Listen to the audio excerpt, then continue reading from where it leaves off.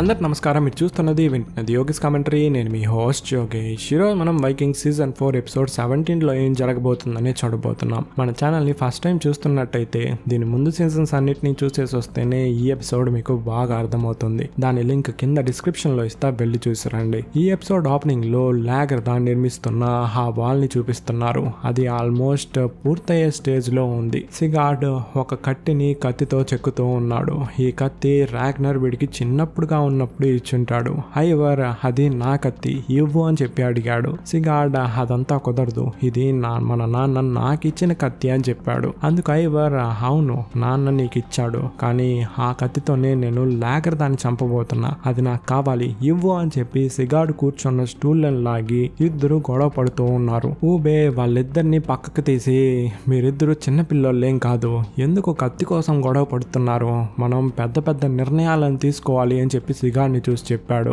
సిగార్డ్ నాకు మాత్రం కాదు కిందన్నాడే వాడికి కూడా చెప్పు, అండ్ బియాన్ మనతో ఇప్పుడు ఉంటే చాలా బాగుండు అని చెప్పాడు. అందుకు ఐవర్ మన ముగ్గురికి ఓడినే స్వయంగా వచ్చి చెప్పాడు, సో బియాన్ అండ్ విట్సర్ కూడా వెళ్ళి చెప్పుంటాడు కదా అని అడిగాడు. ఊబే అవును, కానీ వాడు ఇంకా ఇక్కడికి రాలేదు కదా, సో మనమే ఒక నిర్ణయానికి రావాలి. మన నాన్న యొక్క వాయిస్ మనందరికీ వినిపించింది కదా, ఖచ్చితంగా మనం పగ తీర్చుకోవాలి ఆ కింగేలా గాని చంపి అని చెప్పాడు. ఐవర్ కింగేలాని మాత్రం కాదు, ఎగ్బర్ట్ ని కూడా మనం చంపాలి, అదే మన నాన్న యొక్క ఆశ అని మీకు ఎన్నిసార్లు చెప్పాలి, ఆ ఎగ్బర్ట్ గాడే మన నాన్నని ఆ కింగేలాకి ఇచ్చింది అని చెప్పాడు. అందుకు బే వాడిని చంపాలని చెప్పడం చాలా ఈజీ, కానీ దాన్ని అమలు చేసి ఆ ఎగ్బర్ట్ గారిని చంపడం చాలా కష్టం. కింగేలా యొక్క రాజ్యం చాలా చిన్నది, కానీ ఎగ్బర్ట్ గాడిది అలా కాదు, వాడిది వెసెక్స్ అండ్ పక్కనున్న మెర్సియా దేశం రెండు కలిస్తే పెద్దదిగా మారుతుంది అని చెప్పాడు. అందుకు ఐవర్ మీరంతా పిరికోలురా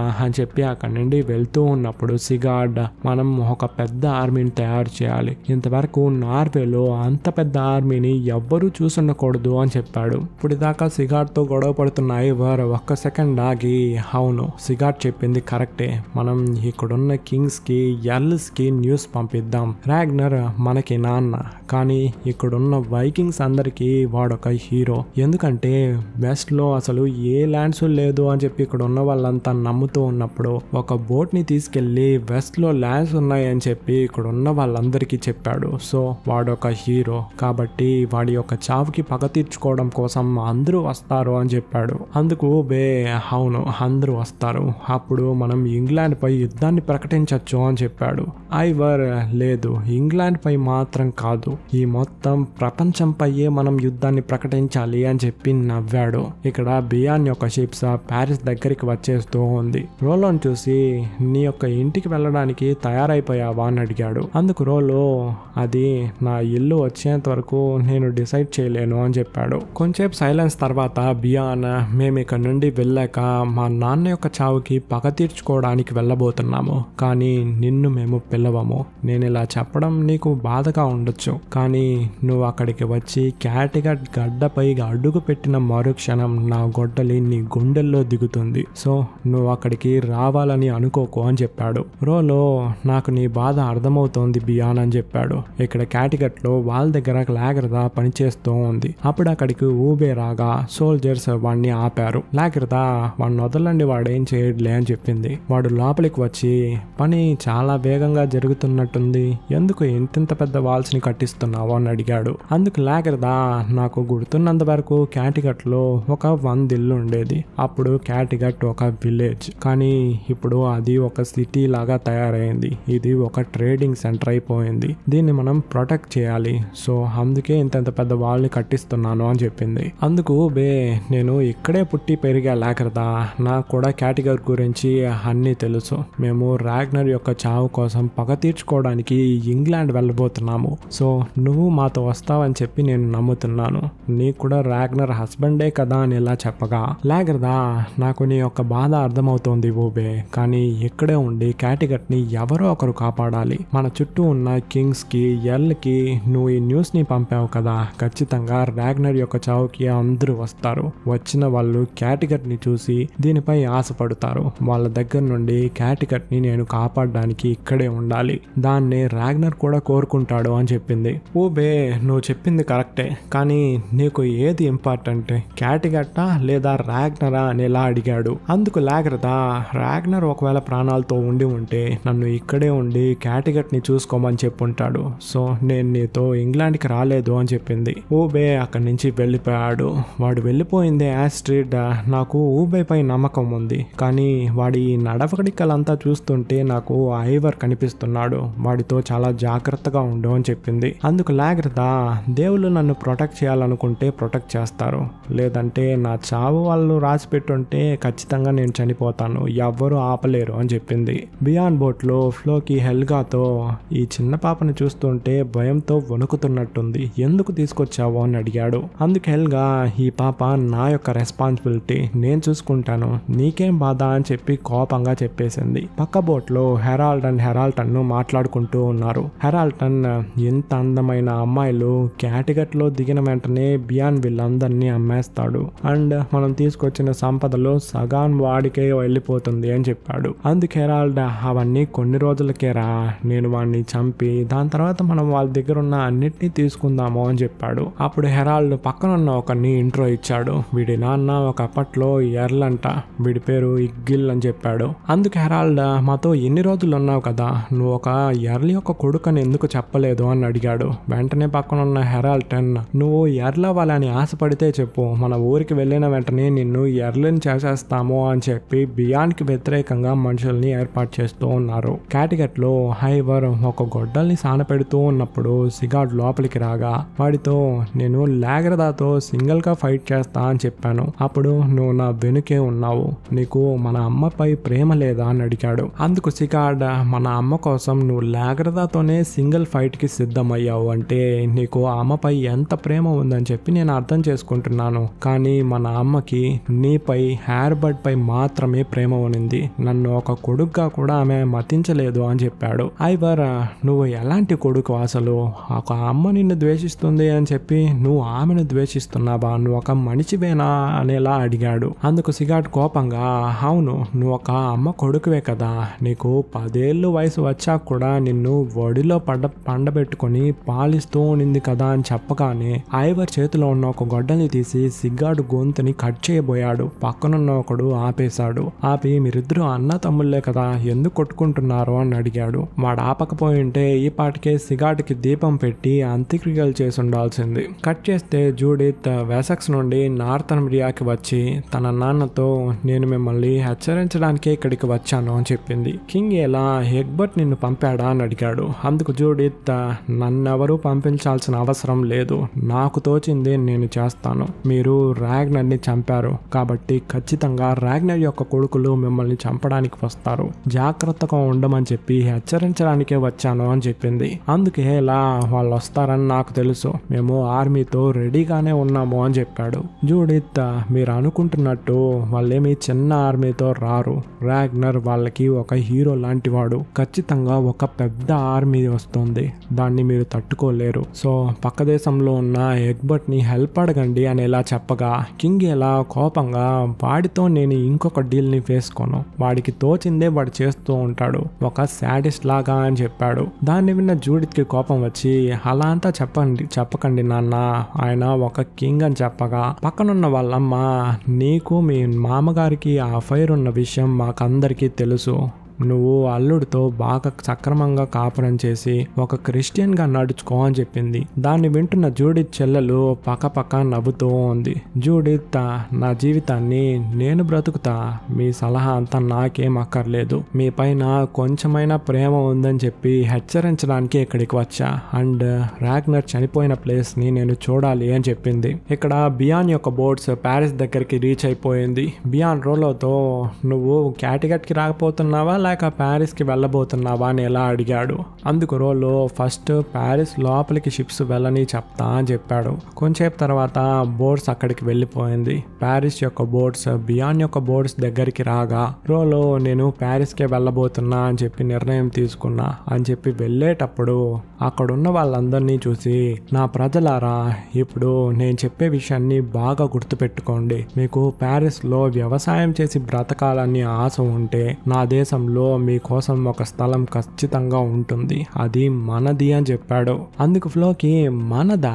మనం అనే పదాన్ని నువ్వు వాడడానికి అసలు అర్హత లేని వాడివిరా ద్రోహి. నువ్వు ఎప్పటికీ మాలో ఒకడిగా మారలేవో అని చెప్పాడు. అందుకు రోలో, కాలం చాలా మందిని మారుస్తూ ఉంది ఫ్లోకి, దాన్ని నువ్వు చూసినా కూడా చూడనట్టు నటిస్తున్నావు అంతే అని చెప్పి ప్యారిస్ బోట్ ఎక్కి అక్కడి నుంచి కోట లోపలికి బయలుదేరాడు. ఫ్లోకి వెళ్తున్న రోలోని చూస్తూ, ఛాన్స్ దొరికినప్పుడే నువ్వు వాడిని చంపుండాలి బియాన్ అని చెప్పాడు. అందుకు బియాన్, నేనెందుకు వాడిని చంపాలని చెప్పి ఒక కారణం చెప్పు అని అడిగాడు. అందుకు ఫ్లోకి, వాడు మీకన్నా ఒక గొప్పవాడవుతాడని చెప్పి నాకు అనిపిస్తోంది, అందుకే వాడిని చంపాలని నేను చెప్తున్నాను అని చెప్పాడు. రోలో కోట లోపలికి వెళ్ళగానే గీస్లా, నువ్వు ప్రాణాలతో వచ్చినందుకు నాకు చాలా సంతోషంగా ఉంది రోలో అని వెటకారంగా చెప్పి అందరినీ బయటికి వెళ్ళమని చెప్పి చంపకు ఒక్కటిచ్చింది. మొహంపై ఒక్క గుద్దు. నువ్వు నన్ను తనిగా వదిలి వెళ్ళిపోయావు కదా అని చెప్పి గొడవ పడుతూ ఉంది. ఇక్కడ క్యాటిగట్ లో వాల్ కోసం అందరూ పనిచేస్తూ ఉన్నారు. ఆ వాల్ ని చూడడానికి చాలా బ్రహ్మాండంగా ఉంది.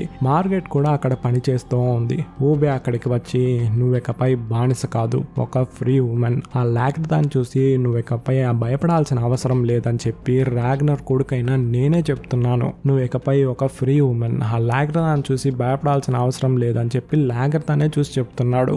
మార్గెట్, నువ్వెందుకు నన్ను ఫ్రీ ఉమెన్ ని చేస్తున్నావని నేను తెలుసుకోవచ్చా అని అడిగింది. అందుకు ఊబే, మా ముగ్గురులో నువ్వు ఎవరినైనా పెళ్లి చేసుకోవచ్చు, అది నీ నిర్ణయమే అని చెప్పి ఆమెను అక్కడి నుంచి తీసుకెళ్తూ ఉన్నాడు. వీటన్నిటిని లాగ్రదా చూస్తూ ఉంది. ఇక్కడ వెసెక్స్ లో ఎగ్బర్ట్ ఆల్ఫ్రెడ్ కి లాటిన్ పుస్తకాలన్నిటినీ చదివి చెప్పి ఒక కింగ్ ఎలా ఉండాలి, ఎలా నడుచుకోవాలి, వాడి బాధ్యతలు ఏంటని చెప్పి చెప్పిస్తూ ఉన్నాడు.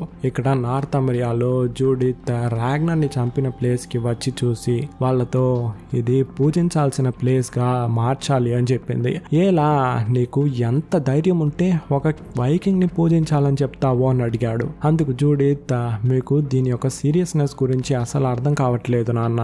ఇంకొన్ని రోజుల్లో రాగ్నర్ యొక్క కొడుకులు ఇక్కడికి వస్తారు, అప్పుడు మీరు నేను చెప్పింది అర్థం చేసుకుంటారు అని చెప్పి అరిచి అక్కడి నుంచి వెళ్ళిపోయింది. ఇక్కడ క్యాటిగట్ లోకి కొన్ని షిప్స్ వస్తూ ఉన్నాయి. రాగ్నర్ యొక్క చావుకి పగ తీర్చుకోవడం కోసం ఊబే కొన్ని కింగ్స్ కి ఎర్ల్స్ కి చెప్పి పంపాడు కదా, అందులో కొంతమంది వస్తూ ఉన్నారు. ఐవర్ ఊబేతో, మన యొక్క పెద్ద ఆర్మీకి ఇదే మొదటి మెట్టు అని చెప్పి లాగ్రదాని మనం ఊరికే వదలకూడదు, దాన్ని చంపడానికి మనం ప్లాన్స్ వేద్దాం రా అని చెప్పి తీసుకెళ్లిపోయాడు. గ్రేట్ హాల్లో కొంతమంది ఎల్స్ కింగ్స్ వచ్చారు కదా, అందుకోసం పార్టీ జరుగుతూ ఉంది. ఊబే కూడా అక్కడ ఉన్నాడు. ఒక ఇద్దరు ఎర్ల్స్ ని వెళ్ళి మీట్ అయ్యాడు. వాళ్ళు, నువ్వెవర్రా అనేలా వేటకారంగా అడిగారు. ఊబే, నా పేరు ఊబే, రాగ్నర్ యొక్క కొడుకు అని చెప్పింది. వాళ్ళు షాక్ అయ్యి, నువ్వు రాగ్నర్ యొక్క కొడుకువా, మేము తెలియకుండా అలా మాట్లాడేశాము, మీ నాన్న యొక్క గొప్పతనం గురించి ఎంత చెప్పినా తక్కువే, ఆయన మా అందరికీ ఇన్స్పిరేషన్, ఆయన చనిపోయాడు అన్న విషయం వినిన వెంటనే మేము ఇక్కడికి బయలుదేరాము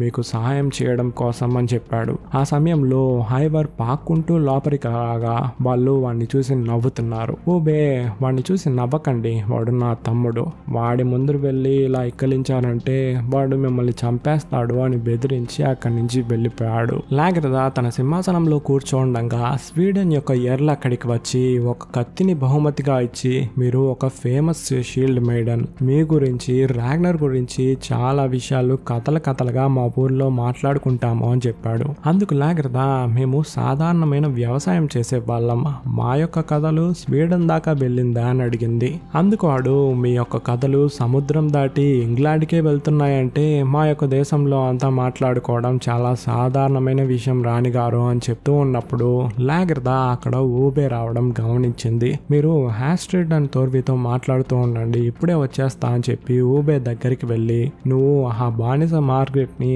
తీసుకెళ్లడం నేను చూశాను, నా పర్మిషన్ లేకుండా అలా అంతా చేయడం తప్పు, ఇక్కడ నేనే క్వీన్ అని చెప్పింది. అందుకు ఊబే, నేను రాగ్నర్ యొక్క కొడుకు, నాకు నీ పర్మిషన్ అంతా ఏం అవసరం లేదు, నువ్వు కూడా ఎన్ని రోజులు క్వీన్ గా ఉంటావని నేను చూస్తా అని చెప్పి అక్కడి నుంచి వెళ్ళేటప్పుడు లాగ్రదా, నేను మీ నాన్నని మొదటిసారి చూసినప్పుడు కూడా ఇలానే మాట్లాడేవాడు. నువ్వు మీ నాన్నని గుర్తు చేస్తున్నావు అని చెప్పి సింహాసనం దగ్గరికి వెళ్ళింది. యాస్ట్రిడ్ అండ్ తోర్వికి ఇక్కడ ఏదో తప్పుగా జరగబోతుందని చెప్పి పసికట్టే లోపు బయట లాగ్రదా యొక్క షోల్డర్స్ పై కత్తి పెట్టారు.